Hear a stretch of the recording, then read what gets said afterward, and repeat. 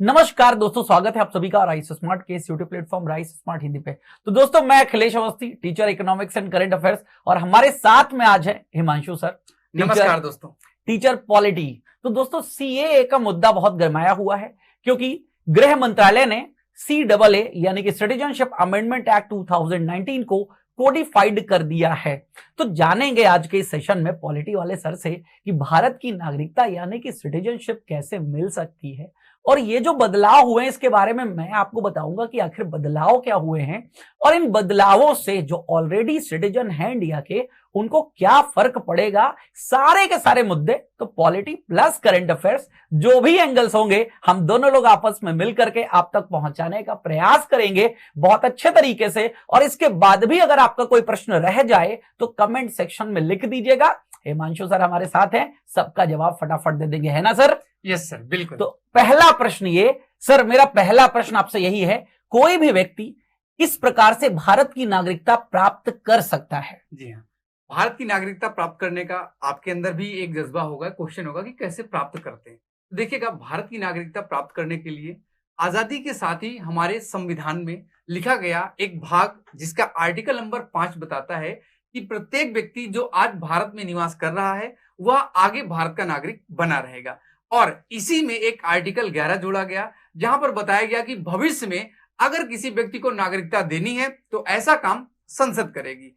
और आगे आने वाले समय में 1955 में भारतीय संसद ने हमारे देश के नागरिकों के लिए और बाकी लोगों को नागरिकता प्रदान करने के लिए नागरिकता अधिनियम बनाया। और इसके तहत उन्होंने बताया कि 5 प्रकार से नागरिकता प्राप्त हो सकती है और 3 प्रकार से नागरिकता समाप्त हो सकती है।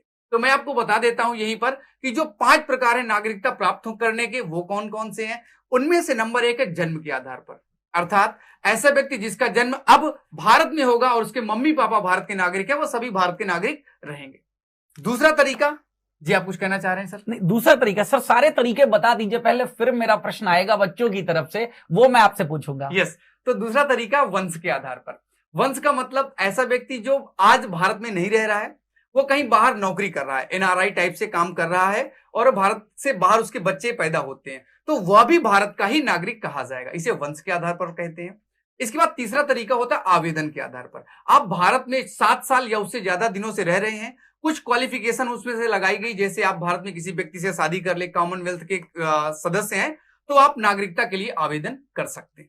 इसके बाद चौथा तरीका होता है कि हम देशीकरण के माध्यम से भी नागरिकता दे सकते हैं।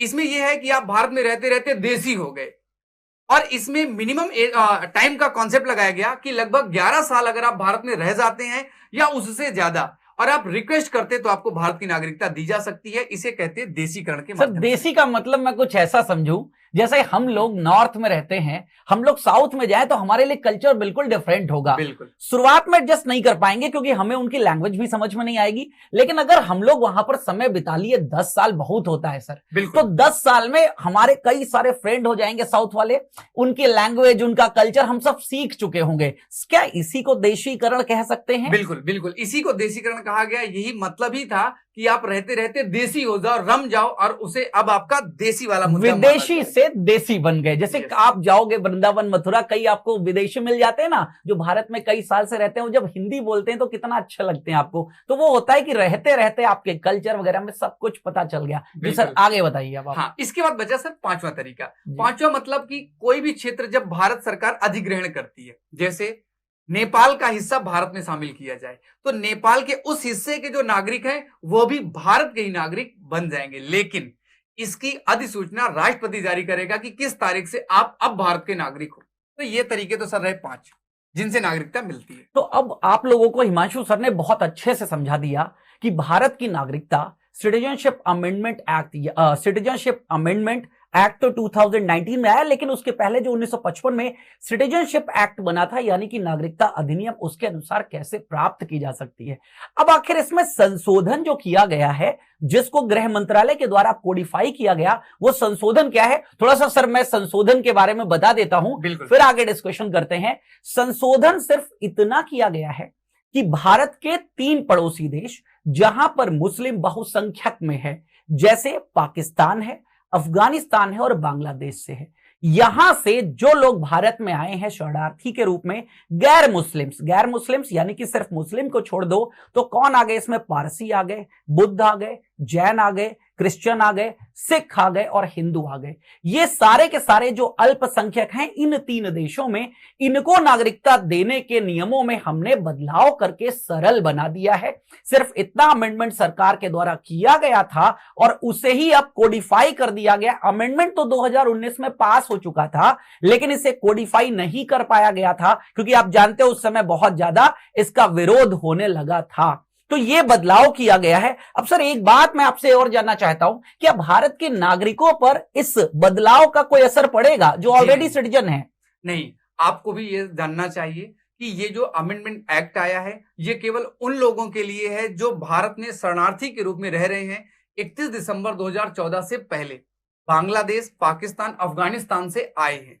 वर्तमान भारत के जो नागरिक हैं वो किसी भी धर्म, किसी भी जाति, किसी भी कम्युनिटी के हों, उन पर कोई फर्क नहीं पड़ने वाला, उनसे कोई लेना देना नहीं है। हाँ, यहां पर लोग अपने वोट बैंक के लिए कुछ कर सकते हैं सर। यस, तो उसी पर अब डिस्कशन करते हैं। देखिए, अब थोड़ा सा एक बात करेंगे पब्लिक की तरफ से, एजेंडा है, और एक बात करेंगे पॉलिटिकली कि आखिर ऐसा कोडिफाई क्यों किया गया या इसमें बदलाव करके गवर्नमेंट की अपने आप में मंशा क्या है। तो पहली बात तो 2019 में जो ये सरकार बनी थी इसने अपने चुनावी घोषणा पत्र में वादा किया था, तो वादा करने के अनुसार काम किया है। अब इससे क्या होगा, जो शरणार्थी यहां पर थे उनको भी वोटिंग का राइट्स मिल जाएगा क्योंकि वो अब नागरिक बन जाएंगे भारत के, तो वो चुनाव में पार्टिसिपेट भी कर सकते हैं। क्योंकि सर आप पढ़ाते हैं ना चुनाव में कि भारत का चुनाव या संसद सदस्य या विधानसभा का सदस्य बनने के लिए पहली आप एलिजिबिलिटी में क्या पढ़ाते हैं? भारत का नागरिक होना, भारत का नागरिक होना चाहिए। तो अब जब वो भारत के नागरिक बन जाएंगे तो यहां के विधानसभा के सदस्य और संसद के सदस्य भी बन सकेंगे और वोटिंग राइट्स भी मिल जाएगा।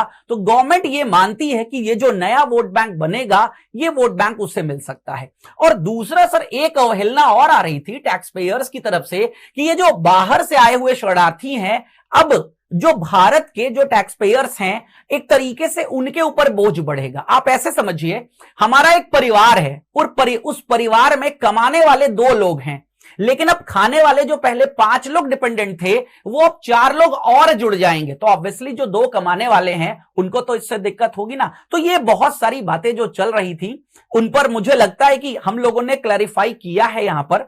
फिर भी अगर आपकी तरफ से आपको क्या लगता है कि सरकार ने इसको कोडिफाई क्यों किया है? सर अंत में आप इसके बारे में कुछ और आगे की राह बता सकते हैं, बताइए कुछ। भी आगे की राह यह है कि हम सबको इस पर सरकार की जो मंशा है उसे समझना चाहिए। संविधान में कोई छेड़खानी नहीं की गई, आपके अधिकारों में कोई परिवर्तन नहीं किया गया है, तो किसी अन्य व्यक्ति के कहे वक्तव्यों को ध्यान में रखकर सड़क में ना जाएं। सरकार के खिलाफ प्रदर्शन करना वैसे तो आपका अधिकार है, लेकिन ना करें, क्योंकि पढ़ने के बाद ही कोई काम करें। आप उस एक्ट को डाउनलोड कीजिएगा, आपको पीडीएफ मिल जाएगा, उसमें पढ़िएगा। वहां ऐसा कुछ भी नहीं लिखा है कि आपके अधिकारों को कम किया जा रहा है या बढ़ाया घटाया जा रहा है। सिर्फ लोगों को हम और जोड़ रहे हैं भारत में, जिनके पास ना रहने की जगह है, ना खाने की जगह, ना ही उनके पास कोई अधिकार है। तो हम उन्हें अधिकार देने के लिए, क्योंकि हम भी शरणार्थी समूह के सदस्य हैं और शरणार्थी समूह का सदस्य होने की वजह से जो शरणार्थी भारत में रह रहे हैं उन्हें भारत का एक नागरिक बनाया जाना आवश्यक है।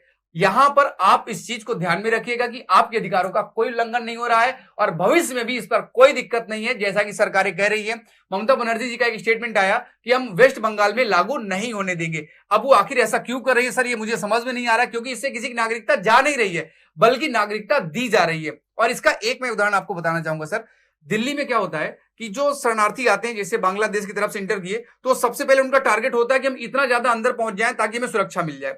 वो दिल्ली आ जाते हैं। बिल्कुल सही। और दिल्ली सरकार क्या करती है, उन्हें कई बार उन्हें सीधा वोटर कार्ड प्रोवाइड कर देती है और उसका अपना वोट बैंक बनता है और वो उनके लिए लाभकारी होता है। और आज आप देख सकते हैं, जब भी दिल्ली में यमुना नदी का जल स्तर बढ़ता है तो जो लोग यमुना नदी के किनारे रह रहे हैं उनको दिक्कत होती है। ये वही शरणार्थी लोग हैं जो भारत में अवैध प्रवास कर रहे हैं, इनके पास घर नहीं है। लेकिन अगर इस अधिनियम के तहत अगर इनको हम नागरिक मानते हैं तो इनके रहने खाने की भी व्यवस्था में करनी पड़ेगी। 2 चीजें हैं, एक तो समस्या बढ़ेगी क्योंकि हम ऑलरेडी जो भारत के लोग हैं उनको खाना नहीं दे पा रहे हैं, बिल्कुल सर, इनको जमीन नहीं दे पा रहे हैं। दूसरा, जो हमारे पास टैक्स पेयर का पैसा वो भी इधर उधर जाएगा, इनके रहने की भी व्यवस्था हमें करनी पड़ेगी। बिल्कुल सर, तो दिक्कत भी है और फायदा ये है कि हमारा देश की जनसंख्या और बढ़ रही है। हालांकि देश की जनसंख्या बढ़ना, सर जनसंख्या के बारे में बताएं तो अभी पिछले साल ही नोटिफिकेशन आप सभी लोग जानते हैं, चाइना से आगे पहुंच गया है भारत। 142.8 8 करोड़ 142.8 करोड़ की जनसंख्या भारत की पहुंच चुकी है, जो चाइना से ज्यादा है।